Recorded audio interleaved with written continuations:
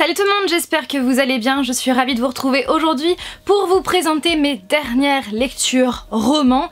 Et comme j'ai plein de choses à vous dire, je vais commencer tout de suite. Et petit instant pub, sachez que les 5 premiers chapitres de mon roman marqué, le tome numéro 1, Le pouvoir de l'encre, sont disponibles sur mon compte Wattpad. Le lien est en barre d'informations et sinon il y a un chapitre qui est posté tous les dimanches à partir de 16 h. Dans un premier temps, j'ai lu Little Monsters par Cara Thomas chez les éditions Castelmore, que j'ai reçu de leur part et que je remercie. Alors ce livre là, ça doit faire pas mal de temps que je l'ai lu, puisque je l'ai lu avant Zèle par Calypso Caldin, mais comme je voulais absolument vous en parler tellement ça a été un gros coup de cœur, et bien je vous en ai parlé avant Little Monsters dans cette vidéo là. Je vous conseille très fortement d'aller voir mon avis si vous avez envie d'en savoir plus sur ce roman, parce qu'il est juste incroyablement génial du début jusqu'à la fin, et franchement il fait partie de mes plus gros coups de cœur de l'année 2018, ça c'est sûr et certain, je le sais déjà même si l'année n'est pas finie. Tellement il est génial, ça parle d'anges, de démons, Zèle est juste... voilà, Kendra, le personnage principal, c'est une héroïne qui n'est pas du tout agaçante, qui fait les bons choix, les bonnes actions, enfin bref, je vous conseille ce roman. Et donc...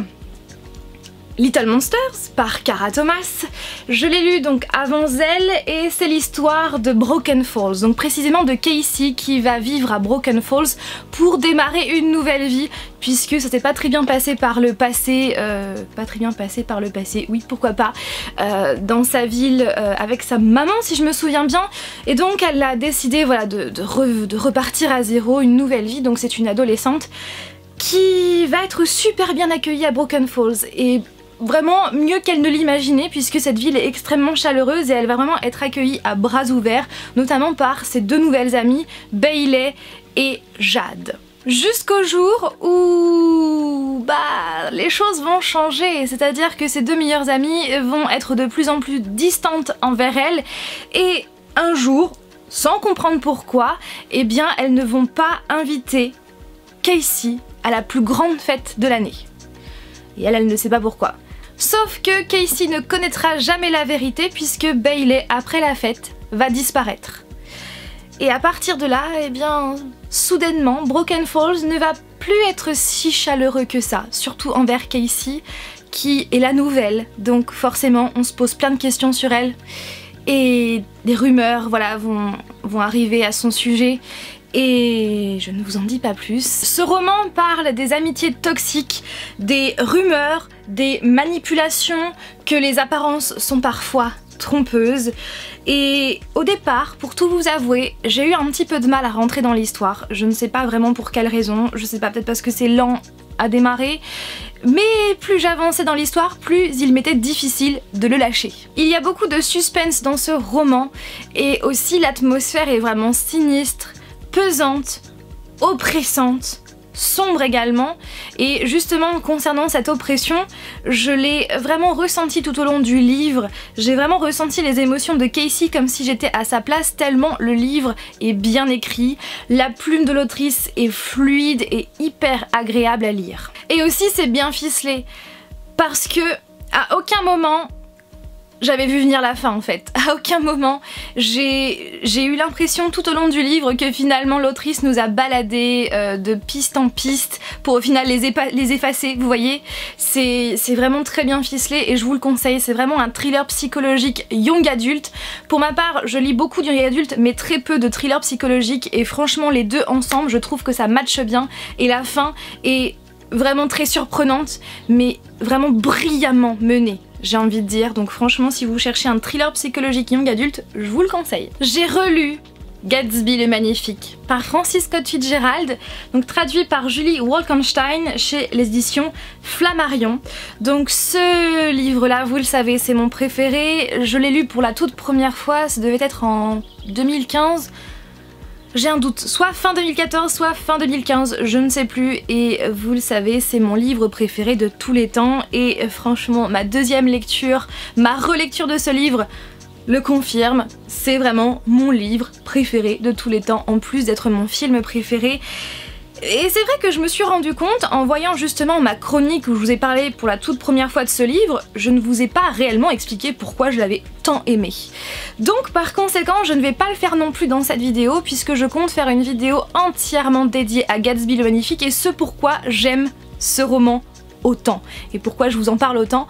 Donc cette vidéo est en préparation, j'ai commencé à faire un peu de montage, j'ai pas fini de la tourner, donc elle sortira c'est sûr courant mois de juillet et j'ai vraiment hâte que vous la découvriez pour que justement vous puissiez enfin savoir pourquoi j'aime tant ce livre. La première fois que j'avais lu Gatsby le Magnifique c'était avec cette traduction là, donc c'est par Folio, donc avec la dust jacket du film et en dessous le livre ressemble à cela, donc c'est avec la traduction de Philippe Jaworski et franchement cette traduction je ne vous la conseille pas puisque comme je vous l'avais dit à l'époque, au moment où j'avais lu ce livre là, la traduction laisse parfois à désirer dans le sens où parfois la construction de phrases est assez complexe, par moments ce n'est pas hyper fluide en termes de lecture, alors que celle de Julie Wolkenstein c'est vraiment celle que je préfère, donc j'ai adoré voilà, redécouvrir ce livre avec cette traduction là.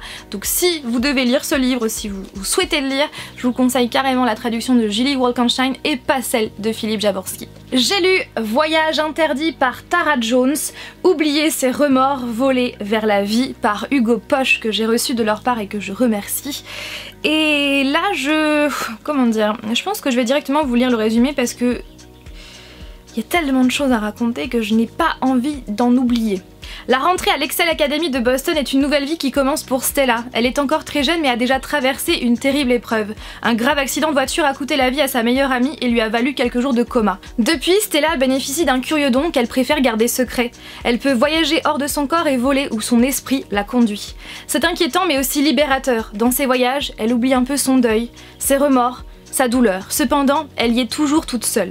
Jusqu'au jour où elle y rencontre Sébastien, elle découvre vite qu'il est le hockeyeur vedette de l'équipe du lycée. Il est arrogant, énervant et très séduisant. Mais que vient-il faire dans ses voyages astro et pourquoi peut-il la voir et lui parler alors que cela semble impossible pour tous les autres? Stella et Sébastien vont apprendre à se connaître lors de ces voyages et surtout découvrir qu'ils pourraient peut-être avoir un avenir commun dans la vie réelle. Réussiront-ils à vivre leurs rêves? Je pense que j'aurais pas dit mieux, ça c'est sûr et certain. J'aurais même oublié des choses, donc je suis bien contente de l'avoir lu. Et qu'est-ce que j'en ai pensé? Eh bien j'ai vraiment adoré cette histoire parce que elle est extrêmement touchante. J'ai envie de dire c'est impossible de ne pas être touché par cette histoire tellement elle est touchante. C'est juste incroyable. Et ce que j'ai aimé en fait c'est que ce livre parle des voyages astro et j'ai bien aimé voir la vision des voyages astro façon Tara Jones par le biais de ces deux personnages là. Et donc par rapport aux personnages, Stella maîtrise parfaitement bien son don alors que Sébastien lui ne le maîtrise pas, donc c'est bien de voir ces deux oppositions là, de voir comment ils évoluent tout au long du livre et surtout leur bataille pour être ensemble. Et ouais, c'est hyper méga touchant. Ce livre est captivant, dès le début d'ailleurs on rentre dans le vif du sujet, on n'est pas là à traîner le début en longueur parce qu'il faut poser les bases et ceci, cela. Non, là en fait l'histoire démarre dès le début, les voyages astro également et c'est vraiment une écriture qui est fluide, j'ai adoré le style de l'écriture et aussi le fait que beaucoup de thèmes concernant l'adolescence soient abordés en ajoutant ce côté fantastique avec les voyages astro, donc franchement je vous le conseille et en plus de ça la couverture est vraiment très jolie je trouve, donc voilà foncez j'ai envie de dire. Je pense qu'on doit fortement entendre les oiseaux à la caméra mais c'est parce qu'en fait le Velux est ouvert parce qu'il fait pas mal chaud hein. Je vais maintenant vous parler de ma lecture que j'ai abandonnée. Et c'est avec regret parce que je ne m'attendais pas du tout à ça et c'est vrai que je ne vous parle jamais des lectures que j'abandonne parce que tout simplement j'abandonne très rarement ma lecture, mes lectures parce que à chaque fois j'essaye d'avancer, d'aller jusqu'au bout pour lui laisser sa chance, pour laisser sa chance au livre parce que bah des fois ça peut s'avérer payant comme Driven le tome 1. Le début je ne l'appréciais pas du tout, à plusieurs reprises je m'étais dit mais il faut absolument que j'arrête quoi parce que j'arrive pas à rentrer dedans, je trouve que c'est trop rapide, enfin bref. Et je vous en ai même parlé en vidéo et j'ai continué et à la fin je me suis dit mais j'ai bien fait parce que ça a été un véritable coup de cœur, une véritable révélation et d'ailleurs pour preuve Driven fait partie de mes romances préférées. Parfois ça peut s'avérer payant, sauf que là, bah je n'y arrive pas. J'ai lu le premier tiers de ce roman et je n'arrive pas à rentrer dedans. J'ai un peu de mal avec le style de l'écriture, j'ai un peu de mal avec l'héroïne Zoé et je ne sais pas non plus où l'autrice veut en venir parce que certains passages je ne comprends pas trop ce que ça fait là. Donc du coup c'est pour cette raison que j'ai abandonné ma lecture. Ça ne veut pas dire que je vais l'abandonner pour toujours parce que je compte bien évidemment le mettre de côté et le rouvrir plus tard pour voir si mon avis a changé et pour voir si je peux aller jusqu'au bout parce que peut-être que je n'étais pas aussi dans le bon mood pour lire ce livre là à ce moment là, mais surtout il ne faut pas hésiter à abandonner un livre si vous n'arrivez pas à rentrer dedans parce que la lecture doit rester une passion. Il ne faut pas s'obliger. À partir du moment où on s'oblige à faire quelque chose, non, c'est pas bon. Donc si vous n'appréciez pas le livre, l'histoire, si vous ne rentrez pas dedans, si vous avez envie de l'abandonner, n'hésitez pas à l'abandonner et à le mettre de côté pour plus tard. Parce que la lecture doit rester une passion et non pas une obligation. Donc ce livre-là, c'est donc La peau de mon tambour par Marie Sellier chez les éditions Thierry Magnier. Donc je suis désolée parce que c'est vrai que je m'étais dit en le découvrant en rayon, je me suis dit oh j'aime beaucoup le titre, bon le résumé je comprends pas trop parce qu'il est très évasif, mais ouais, je pense qu'il va être bien. Sauf que ça ne le fait pas avec moi concernant le début. Concernant le premier tiers de ce livre, hein, qui est quand même pas très grand, pas très épais. Donc bon, je vais le mettre de côté et puis on verra plus tard si ça le refait ou pas. Et pour terminer, je vais vous parler de De mon sang numéro 3, Troublé par Amanda Hawking chez les éditions Milady que j'ai reçu de leur part et que je remercie également. Donc ce livre-là, c'est le 3e tome puisque j'ai lu les 2 premiers tomes ces derniers mois, donc le tome 1 et le tome 2. Sachez que cette saga, c'est une saga Beat-Lit, donc ça va parler de vampires. L'histoire de base de cette saga, eh bien c'est l'histoire de Alice. C'est vraiment une histoire tournée autour d'elle qui, au tout début du premier tome, avec sa meilleure amie, enfin c'est surtout sa meilleure amie qui veut aller en boîte de nuit, sauf que la soirée ne va pas se passer comme prévu. Alice et sa meilleure amie vont croiser le chemin d'hommes qui vont vouloir absolument les embêter et c'est là que Jack entre en scène à la façon Edward dans le tome 1 ou plus précisément dans le premier film. Si vous voyez de quoi je veux parler. Et Jack va leur faire peur, va faire peur à ces hommes et ces hommes vont déguerpir et Jack, qui veut connaître un peu plus Alice, va inviter Alice et sa meilleure amie autour d'un café et c'est là qu'une amitié va naître entre Alice et Jack. Et un petit peu plus tard, Alice va faire la connaissance de la famille de Jack, notamment elle va rencontrer Peter, le petit frère de Jack. Et je ne vous en dis pas plus. Donc, qu'est-ce que j'ai pensé de ce tome 3 ? Eh bien déjà de base, j'avais apprécié le tome 1 même si j'avais trouvé pas mal de petits défauts. Le tome 2, je l'avais trouvé meilleur que le tome 1 et le tome 3, disons qu'il est dans la même lignée que le tome 1 et le tome 2. Voilà. Concernant Alice, c'est vrai que dans le tome 1, elle m'agaçait très fortement parce que... elle m'agace toujours autant dans le 3e... Enfin non, pas autant. Elle m'agace pas autant dans ce 3e tome parce que je la trouve changée et en même temps c'est normal, on est au tome 3 donc forcément il faut que les personnages évoluent, donc elle change, elle prend de l'assurance, mais c'est vrai que par moments, ses agissements, ses actions, m'agacent un petit peu, toujours, mais pas autant que dans les 2 précédents. Et dans le premier tome, c'est vrai que je trouvais que Alice était vraiment très naïve parce que Jack, on sait qui il est. Elle a plein d'informations qui lui arrivent, mais elle arrive toujours pas à comprendre qui est Jack, alors que même nous lecteurs on le sait depuis le début. Et donc du coup dans le tome 2 ça allait mieux, et c'est vrai que dans le tome 3 je l'ai trouvé changé, avec beaucoup plus d'assurance, mais je suis pas toujours très fan de ses agissements et de ses actions. Concernant Jack, je l'adore toujours autant. Peter, il remonte dans mon estime, et aussi dans ce tome j'ai trouvé qu'il y avait beaucoup plus de rebondissements que dans les autres, donc ça, c'est un bon point. Par contre, il y a un triangle amoureux. Je pense que vous l'avez vu venir.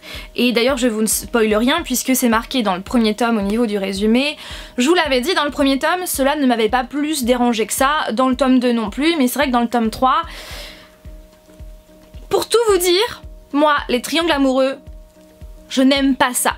C'est d'ailleurs pour cette raison que dans la saga Twilight, que j'adore, qui est l'une de mes préférées, le tome 3, Hésitation, n'est pas mon préféré parce qu'il y a un triangle amoureux. Je ne suis pas fan des triangles amoureux, que ce soit dans les films, dans les séries ou dans les livres. D'ailleurs, pour la série The Vampire Diaries, Elena, à un moment donné de la série, est tiraillée entre deux garçons et vous pouvez être sûr et certain que ces épisodes-là ne sont pas mes préférés de la série. Parce que je n'y arrive pas avec les triangles amoureux quand une jeune fille comme ça est tiraillée dans ses sentiments entre deux beaux garçons. Voilà, j'ai du mal, donc c'est vrai que de mon sens, j'ai du mal avec ça, le fait que il y a une indécision entre deux garçons, ça me dérange, voilà, ça me dérange très fortement. Concernant cette saga, donc bien sûr il existe 5 tomes en tout. Pour ma part, je pense que je vais faire une grande pause avant de lire le 4e tome parce que voilà, je les ai lus assez rapidement, enfin assez proches disons les 3. C'est une saga qui est très sympa à lire. Mais après, j'ai envie de dire que concernant les vampires, il n'y a rien de nouveau sous le soleil. Ça c'est sûr, et moi qui suis à fond sur Twilight, c'est vrai que j'ai du mal à me détacher de cette histoire de Twilight. Quand je lis une histoire de vampire en fait, j'ai du mal à me détacher de Twilight.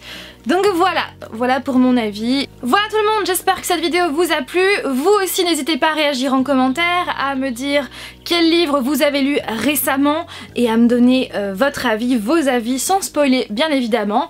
Et sur ce, je vous fais tout plein de bisous et je vous dis à dimanche prochain pour une nouvelle vidéo. Bye!